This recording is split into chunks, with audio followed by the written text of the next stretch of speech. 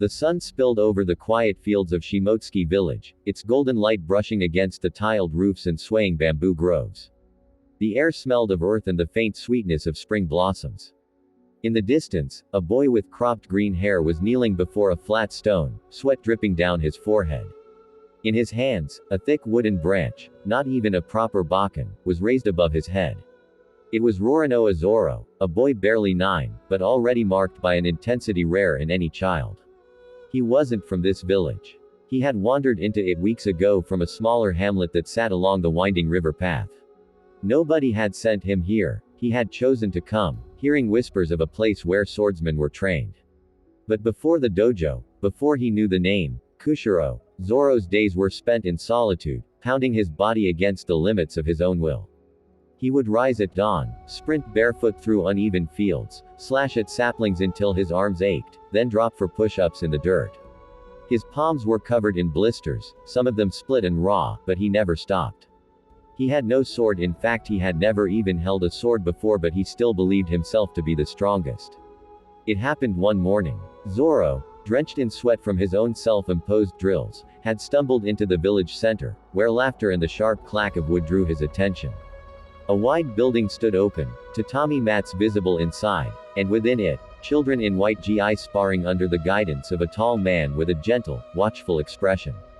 Zoro didn't knock. He marched straight. "I came to challenge your best swordsman," he shouted, his hands in his pocket and a strand of grass he'd been chewing on. The students laughed. The man, Kushiro, merely adjusted his glasses and asked, "Do you mean me?" Zoro shook his head. "If you're the teacher, then I want your strongest student. If I beat them, you'll have to call me the strongest." The man sighed, and from the corner stepped a girl. She was slender, her navy blue hair falling towards her neck, and she carried herself with quiet confidence. The way she held her bakan made Zoro's stomach twist. This was no amateur. Her name was Kuina. They faced off in the dojo. Zoro charged, his stick aimed straight for her shoulder. She didn't move until the last instant, her body turning as her bakan flicked upward. Zoro's weapon went flying into the dust. Before he could recover, she struck him straight in his face as he fell, the wooden swords falling beside him. "You're too slow," she said simply. Zoro's teeth clenched. The humiliation burned more because he lost before he even got to land a hit of his own.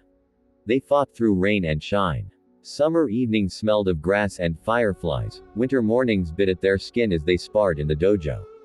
Zoro attacked like a storm, Kuina parried like the eye of it. No matter how hard he tried, she always had the edge, until one day, he almost touched her. A strike, fast, unrefined, but it grazed her shoulder before she pulled back. Her eyes widened, just a fraction, and Zoro felt a thrill, realizing his training was paying off. "You're improving," Kuina said after that duel, smiling faintly. "Soon, you might be a worthy opponent." Wiping sweat from his brow. "Better isn't enough. I'll surpass you, one day." Zoro's routine kept doubling. He woke before the roosters, strapped heavy rocks to his arms and ankles, and practiced swings until his muscles trembled. He ran the village perimeter over and over, each lap longer than the last. He snuck weights from the blacksmith's forge to increase his stamina. By night, his hands bled, and still he gripped the wooden sword. His losses to Kuina piled up. 10 duels. 50.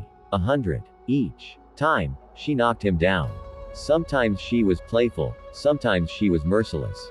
But Zoro noticed, his strikes grew faster. His stance steadier. Kuina began to sweat in their matches. And each loss only sharpened his resolve. Days turned into months, and eventually a year had passed. Every morning before sunrise, Zoro was out in the yard lifting heavy stones, running with buckets of water balanced across his shoulders, swinging his swords until his arms felt like they would fall off. But every time he challenged Kuina, whether it was with more swords than before, she beat him. Every single time. By the time they reached their 999th match, Zoro's jaw ached from clenching his teeth so often in frustration. The match 2000. The field on which they stood was quiet that night, with the full moon shining on them as they prepared to duel. Toning it would be different because they would be using real blades. "Don't hold back," Zoro said. "I never do." They clashed, steel against steel, and for a moment Zoro thought he had her. But her movements were too clean, her footwork too perfect. With a sharp twist, she sent his blade spinning from his hand. He fell on his back as Kuina drove her sword down to the ground next to his face. Damn it. You've gotten stronger, Kuina admitted. But not strong enough. Later that night, they sat outside under the moonlight. Zoro stared at his calloused hands, frustration gnawing at him. One day, I'll beat you, he muttered. Kuina was quiet for a moment before saying, it might not matter. Zoro looked up sharply. What are you talking about? You're lucky, Zoro, being born a man. All I ever wanted was to be the greatest swordsman, she said bitterly as tears flowed down her eyes, that no matter how hard I train, I'll be left behind. If only I had just been born a man. Don't whine like that after you beat me, Zoro snapped. Because it's not fair, you are my goal. Do you know how this makes me feel? She glanced at him with tears still running down her face. She was surprised by the force in his voice. Now promise me, Zoro said as he looked Kuina straight in the eyes. Promise me that one day one of us will be the greatest swordsman. We'll see who gets there. Zoro held out his hand.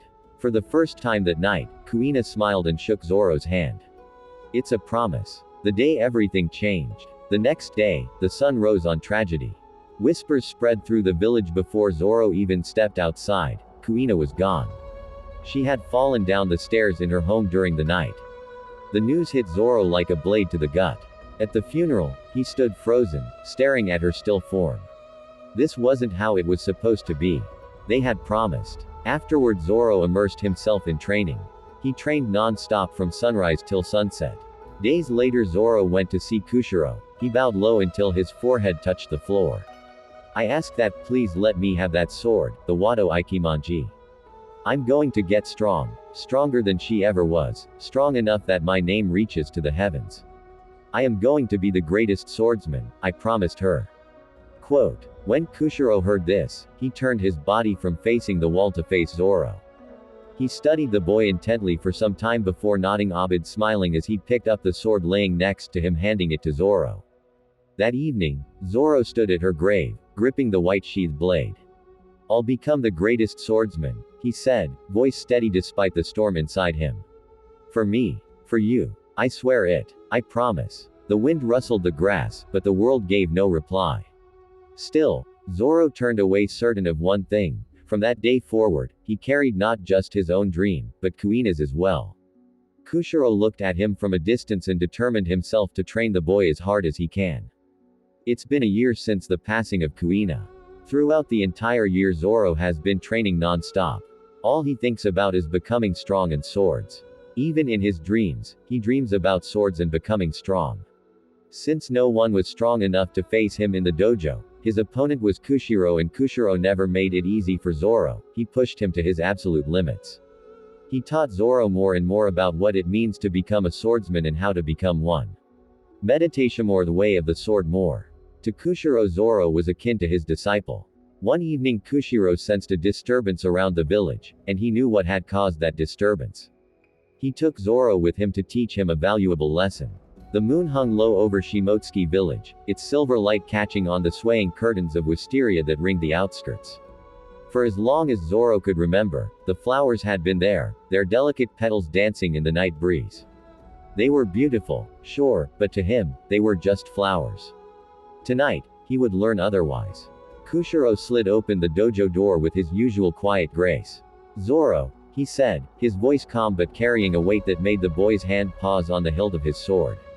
Come with me and make haste. Zoro stood, Wado Ikimonji in hand. The sword's pure white scabbard gleamed under the moonlight, its steel a deep, shifting black that seemed to drink in the light, a Nichiren blade of rare make, older than the village itself. It was the last thing Kuina had left him, and Zoro never went anywhere without it. Is something wrong? Zoro asked. You'll see. They moved through the empty streets, the night unnervingly still, until the silence was broken by a wet, tearing sound. Zoro's head snapped toward it, and his stomach tightened at the sight ahead. A figure crouched in the dirt, its pale, sickly skin stretched too tight over its frame, its arms ending in claws that ripped through flesh with ease. A dead villager lay beneath it, lifeless eyes staring at the stars. Great, more food, looks like stumbled into a treasure trove tonight. Breaking through that wisteria was a pain in the ass, the demon said in a ragged voice. What the hell is that? Zoro's voice cracked. Kushiro didn't even slow his pace. A demon, he said simply, as if pointing out a stray dog. A predator that feeds on humans. It can only be killed by sunlight, or by a Nichiren blade severing its neck. What are you, a demon slayer? But that doesn't matter because whether you are or not I am still going to kill and devour you, the demon said as it prepared itself for an attack. Zoro gripped Wado harder. Then I can. No. Kushiru's voice was like a closed door. You aren't ready. Watch, listen, and learn. The demon's eyes glowing faintly in the dark. Its mouth split into a grin too wide for its face, revealing jagged teeth dripping with blood. It lunged. Kushiru's sword was already drawn, not with the sound of steel scraping against wood, but with the soft, almost inaudible whisper of Iaido. He met the demon's charge in a single flowing motion, his blade catching the moonlight before slicing across the creature's chest. The demon staggered back, hissing. Flesh knit back together in seconds. What the? You're a demon slayer, that's a Nichiren blade. Daemon Yuu. The demon lunged again. Most blades would fail here, Kushiro said, never taking his eyes off his opponent. But Nichiren blades drink in sunlight over years of forging. It is the only steel that can pierce their regeneration. Zoro's eyes darted to the wisteria that hung nearby, their petals trembling. Then why haven't we seen demons before? Because of those flowers, Kushiro replied, stepping aside as the demon's claws sliced through empty air. His counter cut deep into its thigh. Wisteria contains a poison deadly to demons. They avoid it instinctively. This village has been surrounded by it for generations. Tonight, his blade spun in a lazy but deadly arc, forcing the demon back again. Something managed to slip through. Kushiru's movements were nothing like Zoro's wild, relentless style. Each strike was deliberate, each step placed with purpose. You can learn the forms, he said between motions, but forms mean nothing without intent. Observe. The demon roared, rushing in once more. Kushiro exhaled slowly. Iaido, the art of drawing and cutting in one breath. His sword disappeared into its scabbard in a blink. For a moment, it seemed as though he had lowered his guard entirely. The demon leapt, claws raised high, and in that same heartbeat, Kushiru's blade flashed out in a single, perfect arc. The strike was so fast Zoro didn't see it land, only the moment after, when the demon's head slid cleanly from its shoulders. Its body fell with a dull thud, the severed neck hissing with faint smoke before crumbling into ash. No, this was supposed to be my treasure trove, why did it have to end like this? Those were the demon's last words. Kushiro sheathed his blade with the same calm. Zoro stared at the pile of ash where the monster had been.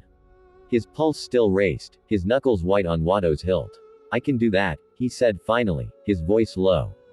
One day, Kushiro answered, resting a hand on the boy's shoulder. But today, you will train. You will master the techniques with discipline. Until then, you will not face a demon head-on. Zoro didn't argue. Not because he agreed, but because the image of that thing's teeth, and the ease with which it had torn through a man, was still burned into his mind. The wisteria swayed gently again as the night wind passed, but Zoro kept his gaze fixed on the forest beyond. One day, he promised silently. One day, he'd take his Wado Ikimonji and walk out there, ready to face whoever stood in his way of becoming the greatest. The soft light of late afternoon slanted through the dojo's paper doors, painting the polished wood floor with gold. Zoro stood in the center, still sweaty from drills, Wado Ikimonji resting loosely in his hands. His breathing was heavy but steady, the product of years of Kushiru's training. Kushiro, leaning on his own sheathed katana, watched his student with a faint smile that gave nothing away. It was late in the afternoon, most students had gone back home. Zoro, Kushiro began, his voice calm but carrying that quiet authority that made the air itself feel still, you've grown strong.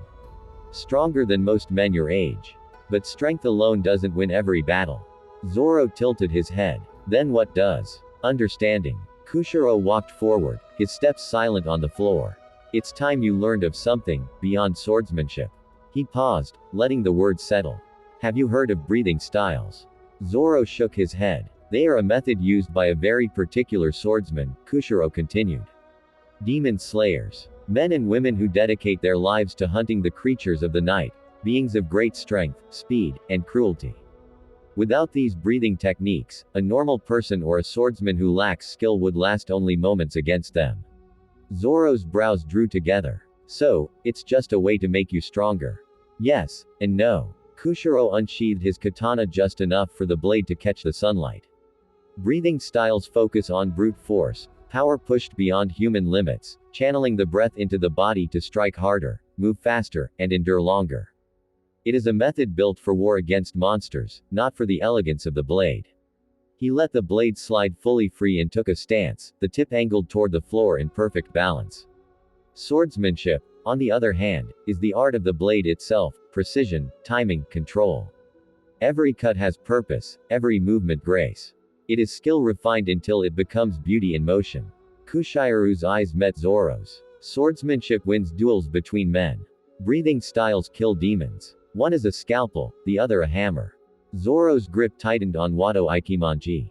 Then which is better? The greatest swordsman, Kushiro said, lowering his sword, is one who can use both at their highest level.